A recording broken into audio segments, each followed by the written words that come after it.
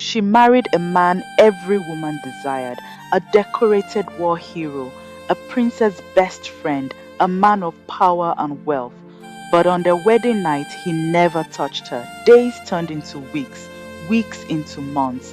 Then one night, he broke down and revealed a secret so devastating it changed her life forever. He was hiding more than pain. He was hiding a truth no one dared speak. This is not just a love story. This is the tale of a man shattered by war and the woman who became his unexpected salvation or his greatest regret. Once upon a time, in the glamorous city of Lagos, there lived a woman of substance and stature named Lucy. She was the wife of a major general in the army, a man celebrated as the most decorated officer in the country. Her journey to becoming a woman of high status, deeply connected with royalty and people of influence, was nothing anyone could have imagined.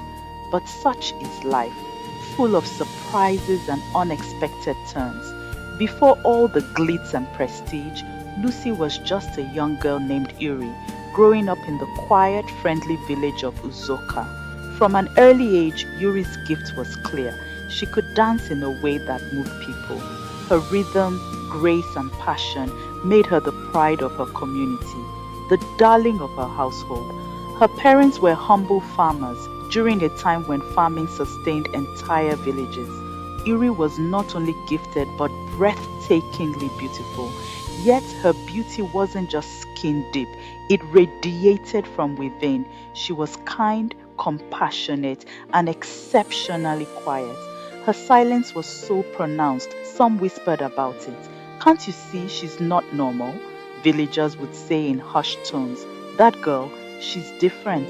There's something not of this world about her. Yuri always attracted attention, her presence magnetic, her spirit too bright to be ordinary. And then there was her peculiarity. Yuri never wore shoes, not to school, not to ceremonies, not even to festivals where every other girl adorned herself head to toe. Dressed in the finest fabric, she'd arrived barefoot, walking proudly, her feet kissing the earth like it was her destiny. It earned her the name, the Barefoot Dancer. Her parents noticed it when she was just a child. Her mother had tried everything to make her wear shoes, even new ones with ribbons and collars. But Yuri always cried. Her cries weren't of tantrums, they were deep, painful, as if the shoes hurt her soul. This child will not cease to amaze me, her mother complained to her husband one night, both sitting on their bed. It baffles me too, her father sighed. There's no explanation except that she's an Ogbanje, she whispered. Tufia, do not speak that word again, he snapped. It's late. Spirits may be walking past. But it's the truth, she insisted. How else do you explain this? She's 13 and has never worn shoes. You focus on her flaw, but forget that her presence has brought blessings, he said gently. Because of her, people of high caliber visit us. They bring gifts, doors have opened. And so they let her be. They spoke to her with love, especially her father. She adored him. Uri blossomed into a young woman. She did well in school, and her dancing took her across villages, winning competitions and stealing hearts. But still, she never wore shoes. When asked by her parents or friends, she'd chuckle and say, I don't really have a reason. My spirit just doesn't accept it. What do you feel? Her best friend Adaise once asked. Nervous, Yuri replied, like it's a taboo. Maybe your reincarnation had no feet, Ada joked, gasping when Uri replied, maybe the woman who reincarnated into me was amputated. God have mercy, they whispered. But the whispers never stopped. As Yuri became the heartbeat of eligible bachelors, men lined up with gifts, pleading for her hand in marriage. Yet she turned them all down. She was content dancing and staying with her parents. Then came the day that changed everything. The prince was having his traditional wedding, and Uri and her dance troupe were to perform. It was to be a grand affair, befitting royalty. Everyone wanted to see Uri dance again. The Prince Ugo had returned with his entourage, friends from abroad, from elite backgrounds, including William, his best friend since university. William was a major in the army, a celebrated hero from a royal family. Known for his discipline and mystery, he was powerful, wealthy, and unmarried. After breakfast one morning, the prince announced a tour of the village. "We have waterfalls," he said proudly. "No city overseas compares." "Let's explore the town," William agreed. The men set off, laughter echoing through the forest trail. Leaves cracked underfoot and birds sang above. The beauty of Uzoka surrounded them, lush, wild, majestic. Suddenly a sound emerged, soft, rhythmic, like the tapping of a woodpecker, then a whoosh like a melody from the forest itself. "What's that?" William asked. "We're near the waterfall," the prince replied. But William was no longer listening. His eyes were fixed ahead. A figure emerged. "She is the most beautiful sight I have never seen," he said, spellbound. Coming toward them, pot of water on her head, was Uri, barefoot, regal, glowing. "I greet you, my prince," she said with a graceful bow, her voice sweet and sure. "The proud daughter of our kingdom, I greet you in return," Ugo responded. "These are my friends," he added. "Welcome, strangers," she said with a smile. "Thank you, young lady. Uri, my name is Yuri. You are indeed a beauty spice," William said, barely able to speak. As she walked away, William stood still, something deep inside him shifting. From that moment, William was never the same. He asked questions, curious, obsessed. "Who is she?" he whispered to Ugo later. "She's Uri, the barefoot dancer, a strange woman. She's never worn shoes her whole life." "I noticed," William murmured, barely breathing. William became curious, then obsessed with Urima. "You're looking troubled, my friend," Ugo, the prince, said one evening as they stood on the palace balcony, sipping wine and watching the sun fade behind the hills. "I am, my friend," William replied, his voice low. "I see," Ugo teased with a knowing smile. "Since you met the young maiden, you've not been yourself." "I guess I am lovesick, my friend." "Then do not worry. We have the cure. We will visit Irima today." And that was how the journey to his marriage with Irima began. Before Irima could even sweep the compound the next morning, a car drove into their homestead. She stood perplexed as the doors opened. Her eyes widened when she saw the prince and William step out. For a moment she froze in place, shocked. "What on earth brought them here this early?" she muttered to herself. "Welcome, my prince," she greeted politely. "The honor is ours, pride of the community," the prince replied with a warm smile. "How are you, Yuri?" "I am fine. Stranger." "No more a stranger, Yuri. William. William is my name." "You're welcome, William," she said, offering them seats. Her parents, already alerted by the car's arrival, had stepped out. "Welcome, my people," her parents chorused, exchanging greetings and handshakes, and that was how they made their intention known. "We came for your daughter," Ugo said boldly. "I think my friend here has been struck by her beauty." The remark made everyone laugh and eased the tension. After the pleasantries, her parents stepped aside, giving the visitors time with their daughter. "Can we take a walk?" William offered politely. Urima hesitated but noticed the prince giving her an approving nod, his gaze like an unspoken order. She complied. As they walked along the familiar stream path, William finally opened up.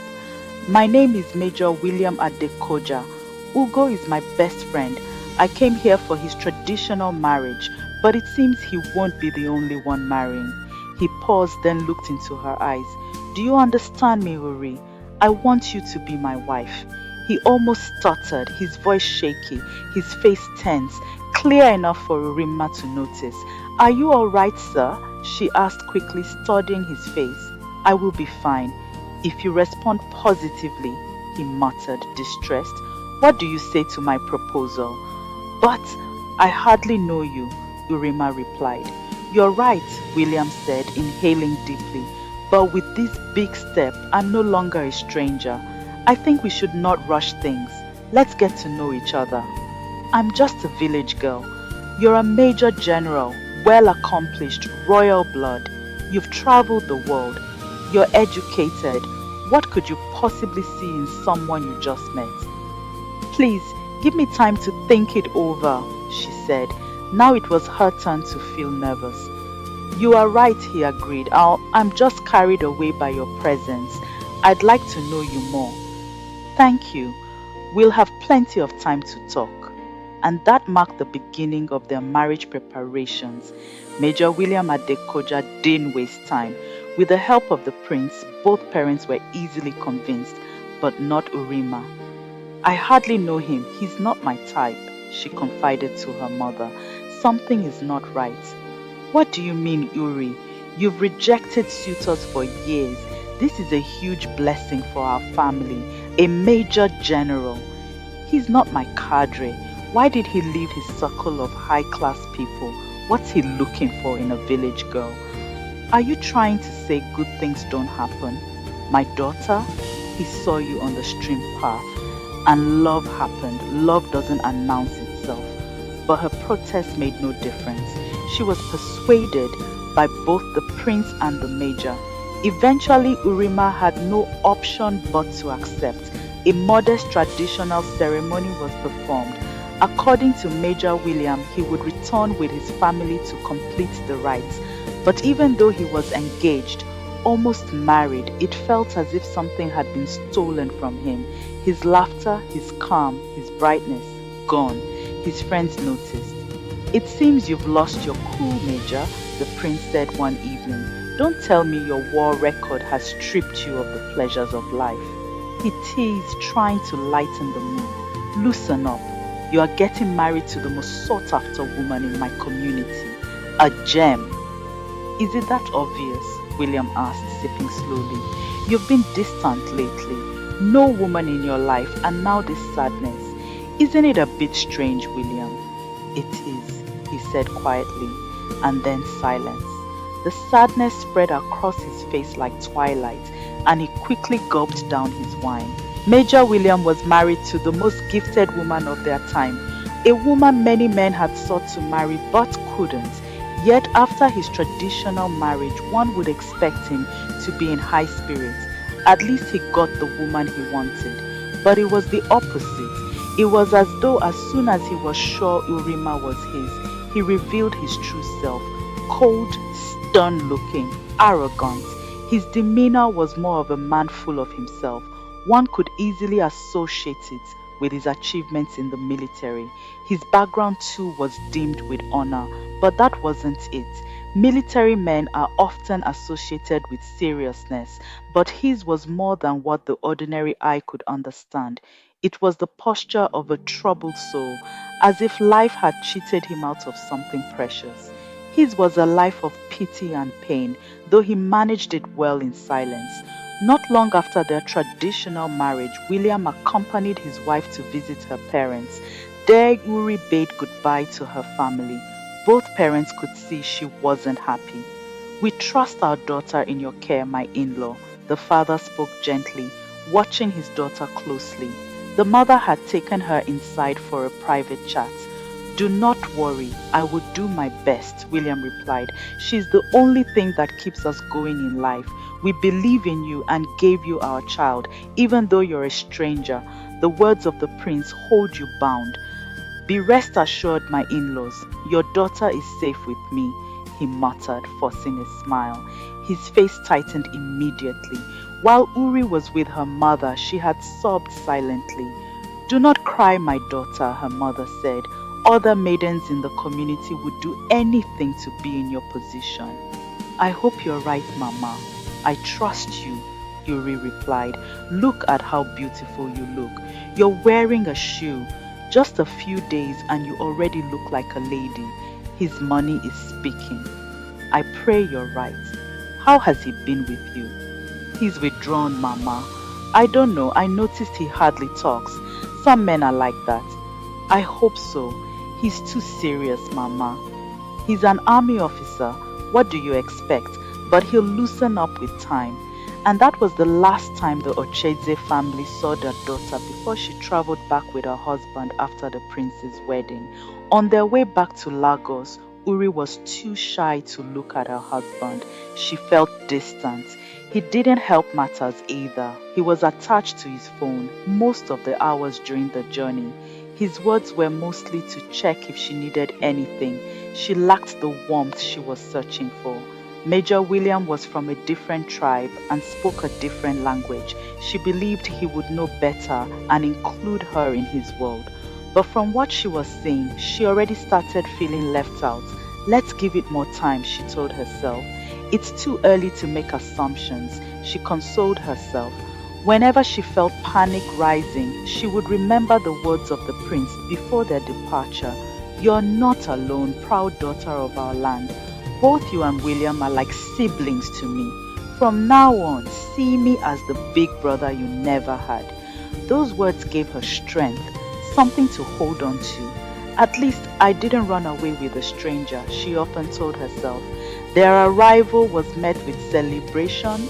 The royal household was eagerly waiting to meet the bride who had stolen the hearts of their son. They welcomed her in numbers and never criticized her. Her arrival was celebrated with grand food, dancing, and partying. Finally, Major William has gotten married. She must be a goddess for him to fall for her, someone whispered. I heard she's a strange one, respected by her community. She's beautiful and calm, not what I was expecting, his sister and a family friend discussed. The celebration ended in the early hours of the morning, but Major William was yet to enter his wife's chamber. She slept alone after waiting endlessly for him to join her. Now she was realizing the weight of the man she had married. It made her even more afraid. The family was huge, connected, and powerful. She questioned herself again. Why did he choose me? The kind of women flocking around her husband were women of high caliber. Yet he chose her. Lying on the bed, pondering these thoughts, she fell asleep, only to be awakened the next morning by a maid. According to the maid, her husband awaited her for a private breakfast. She sat up, thought for a moment, then freshened up and joined him in his private royal chamber. Upon entering the room, she was met with grandeur, a breakfast table fit for a queen. She stood still for a while, trying to catch her breath. The room was decorated and furnished romantically. You deserve more than this, my wife. Major William's hoarse voice broke the silence. Come, join me, he said with a soft smile. And she did, still amazed. I'm going to be your servant today. What do you wish to eat, Ma? She blushed. Then choose for me, she smiled. As they ate, Yuri suddenly stopped. Concern swept across her face. You are worried, Princess Yuri, Major William said. I waited for you last night, she said sadly. Her words cut through him like a dagger, so clear. She noticed. I hope I didn't say anything wrong. I missed my husband. I had too much to drink last night, Yuri. My friends were here to welcome us. Does it mean you chose them over us? I'm sorry, Yuri, but I'm a busy man. I love you. I'll do everything to make you happy. Just ask. All I want is you always by my side. Let's finish our breakfast. He almost snapped. I'll be introducing you to my friends and family members today. That was how Urima, now Princess Yuri by family name, became a wife to the first son of the Adekoyas, Major William. Within a week of her marriage, she realized how high the family placed her husband. His word was law. The father's best friend, the mother adored him, but there was something else, something going on with her arrival. The family seemed to pity her rather than respect her, as if she was a sheep led to sacrifice. She couldn't wrap her mind around it. Until one day, her husband traveled, Her mother-in-law, a woman of great substance and regal presence, came to her chamber. I won't waste your time, Uri. Once again, welcome to my home. Thank you, Ma, Yuri replied shyly. The woman was well educated and influential, making it hard for Yuri to relax.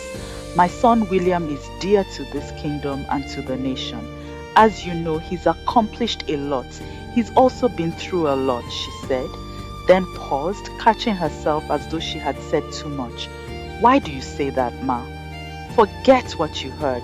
Life is full of ups and downs for everyone. Isn't that true? Yes, Ma. Why did you marry my son? She muttered, eyes fixed on Yuri. We both agreed when he made his interest known. Do you know my son? Hardly, Ma, but I believe with time. Time, the queen muttered distantly. Please, do not hurt my son, she almost pleaded. I will not, Ma. He may seem stern, but he has a good heart. I believe so too. I'm here to help you. Always remember that, she said before leaving the room. When she left, Yuri sat still, full of thought. Now I'm sure something is wrong. My son has been through a lot. Do not hurt him. Those words kept ringing in her ears.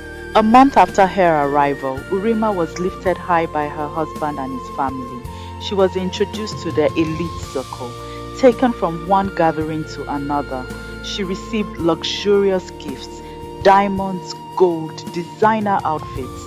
She didn't even need to ask. The gifts kept coming, but something was missing. She had been married for a month, yet the marriage had not been consummated. Her husband always found an excuse not to share a bed with her.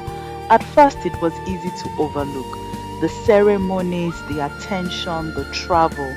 But now that things had settled, his avoidance became obvious. He would often grow tense or agitated whenever she came too close. Then he'd storm out of the room.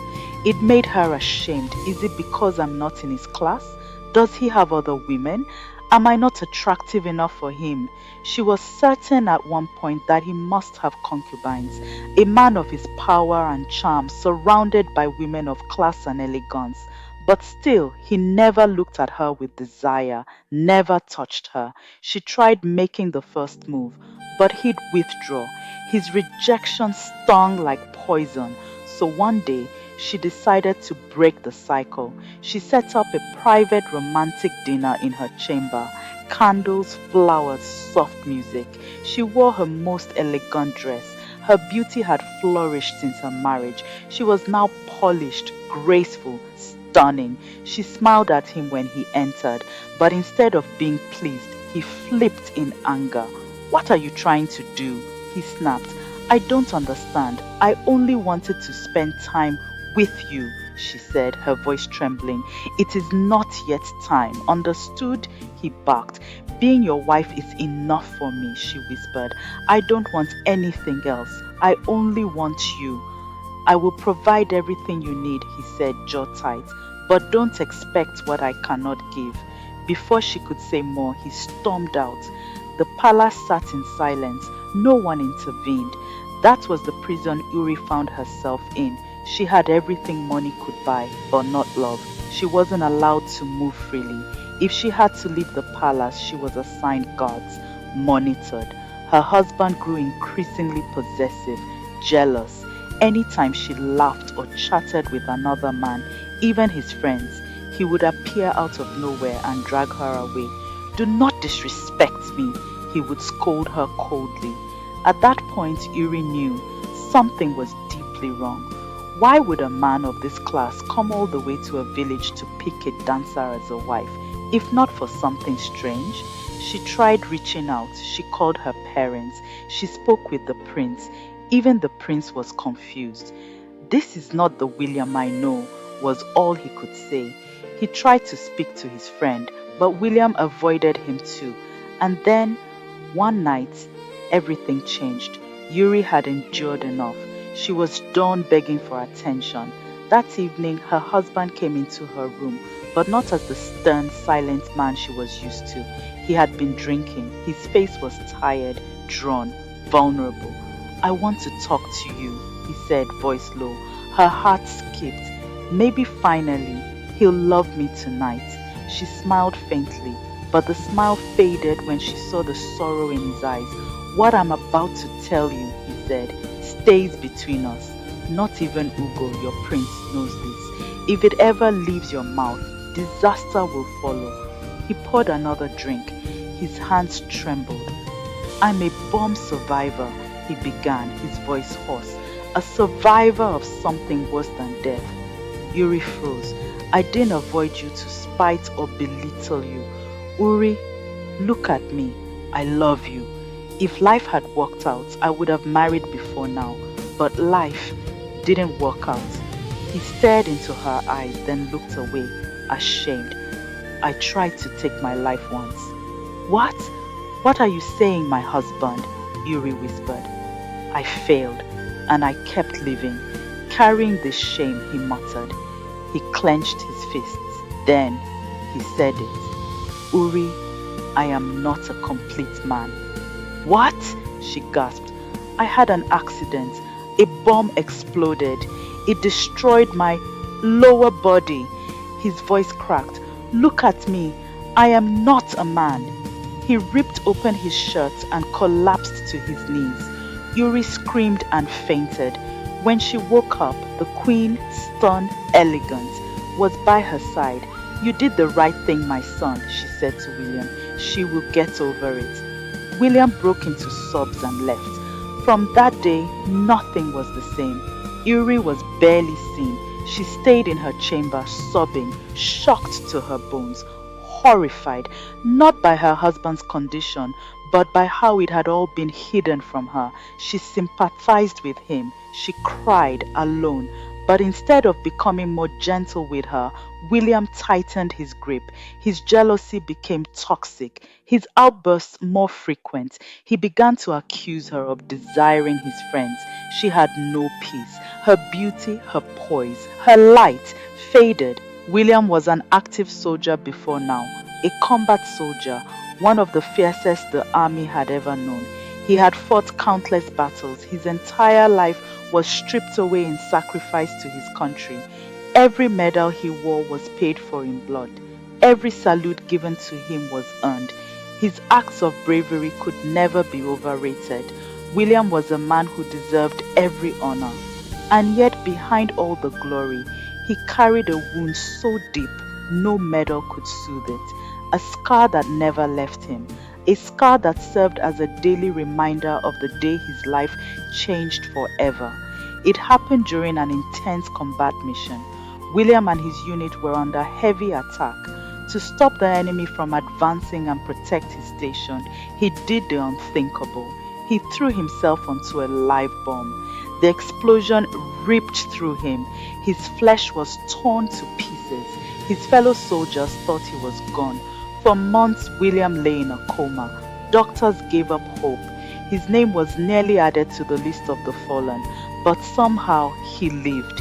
When he finally opened his eyes, they called it a miracle. But a true nightmare began after he woke up. He discovered he had lost something more than his strength, more than his peace, more than his normal life. He had lost his manhood. The damage was total, irreversible. He couldn't breathe. He couldn't speak. The reality shattered him. He tried to end his life more than once, but he was always stopped, guarded, watched, saved. He became a shadow of himself. Still, the army would not let go of its hero. His bravery earned him promotions that others had waited years to attain. He was honored, celebrated, even promoted faster than those who had started long before him. But none of that mattered to him. Because his soul was broken, he lived in sorrow and deep shame. He refused to return home. He couldn't bear the thought of his secret being known. So he remained abroad for years, hiding. His parents flew out to see him. They had heard rumors.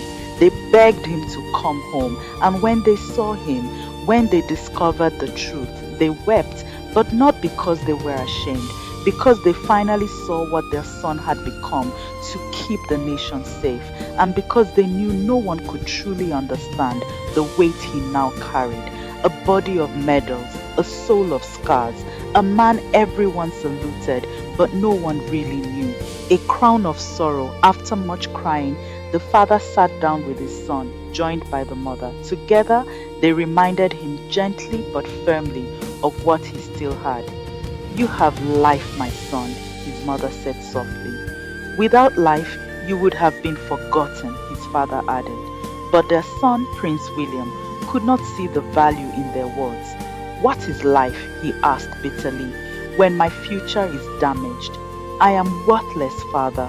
I know the truth and it hurts. Your son is empty and finished. What is life when I cannot live happily as a man, build my own home, raise a family? His father looked him in the eyes and replied with strength, life is what you make of it, my son. You are a prince. Start reasoning like one. Bravery is a requirement of royalty. To wear the crown is to serve, not to be served. Life is not just about you. Many people love you. Your pain is great, and we, your parents, may be helpless, but we love and cherish you. Your country loves you. Do not die a man without vision. Those words struck deep. Seeing how genuine their love was, William resolved to fight for his future. You can still marry, my son, his mother added. There are women who will understand. You are not the only one with this condition. People survive it every day. Please give it time. Though he agreed, life was never the same again. Women surrounded him, drawn by his status and mystery. They wanted to associate with the haunted prince, but William hid from them. The shame was too much, the burden too heavy. He pitied himself. While others dreamed of being in his position, he often cried alone in silence. Apart from his immediate family, no one knew his truth. Outside, rumors spread. Maybe he's gay. Maybe he's important. Something isn't right, women whispered.